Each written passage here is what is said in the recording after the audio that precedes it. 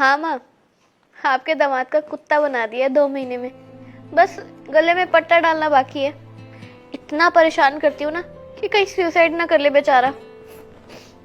अच्छा माँ, रखती हूँ, लगता है आ गया। घर के थोड़े बहुत और काम भी करवा लेती हूँ। ओके,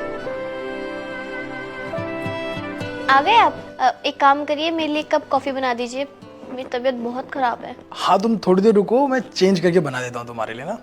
आपको मेरी कभी पड़ी ही नहीं होती ना, कभी नहीं सुनते हो मेरी। अरे मेरी बात तो सुनो।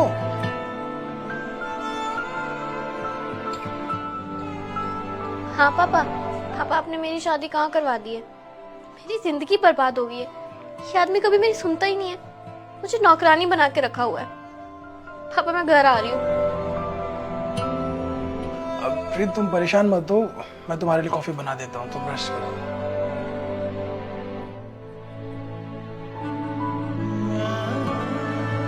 हाँ बेबी, बहुत परेशान कर रही हूँ उसे मैं, बहुत ज्यादा।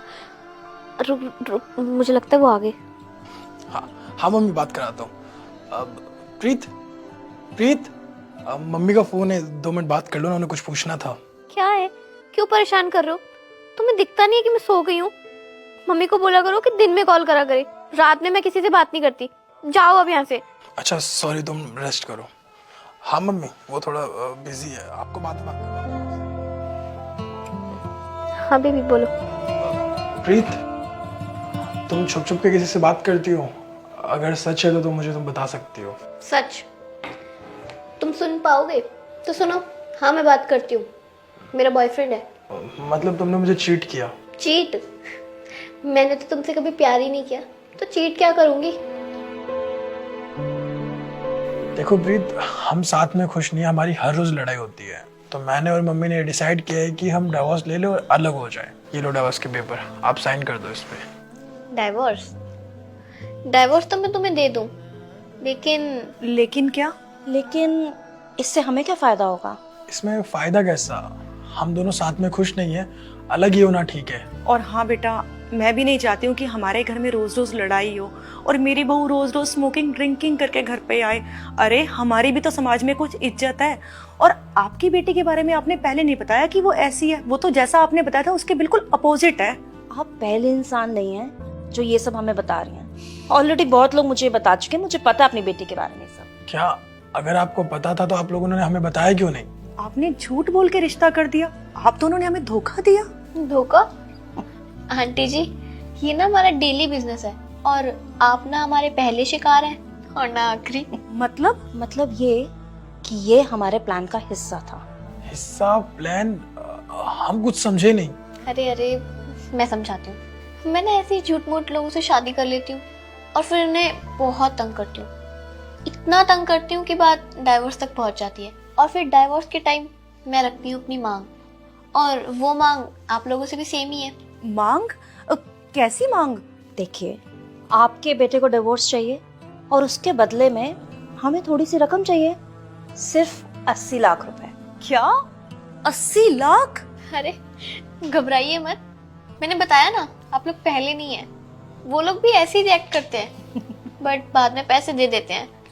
वरना क्या? वरना ये कि मेरी बेटी आप लोगों पर झूठा दहेज का केस डाल देगी, फिर पूरी जिंदगी जेल के चक्कर लगाते रहना, तुम और तुम्हारी माँ। हाँ, और ये मत सोचना कि हम मजाक कर रहे हैं या झूठ बोल रहे हैं। आप लोगों को मिलाकर करीब 10 फैमिली के साथ हम ऐसे कर चुके हैं और उनसे पैसे भी ले चुके हैं। बेटा, हमारी फैमिली ने तुम्हारा क्या बिगाड़ा था? तुमने हमारे साथ ऐसा क्यों किया? मैं तो तुम्हें हमेशा अपनी बेटी मानती थी और तुम्हारा इतना ध्यान रखती थी, और हम लोगों ने तो आपसे दहेज भी नहीं लिया, फिर भी तुमने हमारे साथ ऐसा किया। ओहो, बंद करो ये रोना धोना। साफ साफ बताया ना कि हमें पैसे चाहिए। पैसे दो, डिवोर्स लो, बस। वरना फिर पूरी जिंदगी जेल में सड़ते रहना। आप हमारे साथ ये ठीक नहीं कर रहे हैं, आप बहुत गलत कर रहे हैं। अरे यार, तुमने 498A के बारे में नहीं सुना क्या? पूरी फैमिली पर केस होता है, सबके सब अंदर जाते हैं और बेल भी नहीं मिलती आसानी से। तो इससे तो बढ़िया है ना कि पैसे ही दे दो। मेरी मम्मी ने तुम्हारा कितना ख्याल रखा, तुम्हें बेटी समझा, किसी चीज की कमी नहीं होने दी। मुझे मालूम नहीं था कि तुम पैसों के लिए इतना गिर सकती हो। तुमने हम पे झूठा आरोप लगाया, हमें नीचा दिखाया, हमारी फैमिली को तुमने कहीं का नहीं छोड़ा, और तुम ये सब जानबूझ के करती थी। मुझे शर्म आती है कि तुम मेरी वाइफ हो, और हाँ, हम तुम्हें 1 रुपए भी नहीं देंगे। हम ये केस लड़ेंगे, चाहे कितना समय क्यों ना लग जाए। तुम्हें जो करना है वो कर लो। तो तुम ऐसे नहीं मानोगे? हाँ, चलो मम्मी, मुझे नहीं लगता ये मानने वाले हैं। कोई बात नहीं, इनसे अब हमारा वकील ही बात करेगा। जब जाएंगे ना अंदर, तब होश ठिकाने आएगा।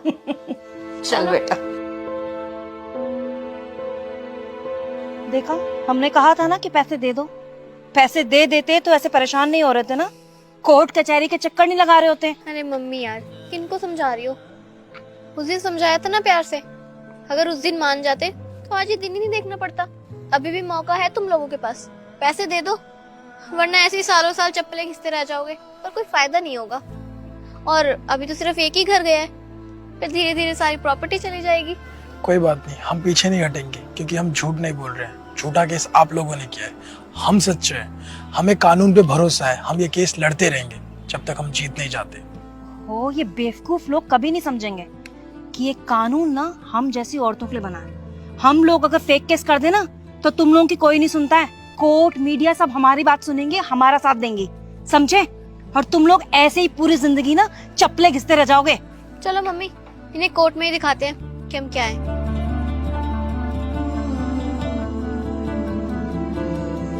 क्या कहा था आपने कि कानून हमारी नहीं सुनेगा? आज अपनी हालत देखिए। भले ही हमें न्याय थोड़ी लेट मिला, पर आखिरकार जीत सच्चाई की हुई।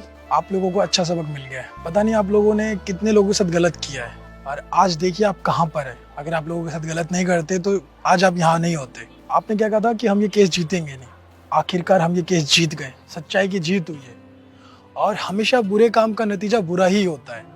आप जैसे लोग पता नहीं कितने लोगों पे केस कर देते हैं, उन्हें दहेज के झूठे आरोप में फंसा देते हैं, और बहुत सारे ऐसे लोग होते हैं जो आपको पैसे नहीं दे पाते हैं और वो बेचारे जेल में चले जाते हैं। ये बहुत गलत बात होती है, और आप लोगों के साथ ऐसा ही होना चाहिए। आज आप यहाँ खड़े हैं आपके बुरे कर्मों की वजह से, आपके बुरे हरकतों की वजह से। मुझे आप लोगों की शक्ल नहीं देखनी। सर ले जाइए इन्हें। चलिए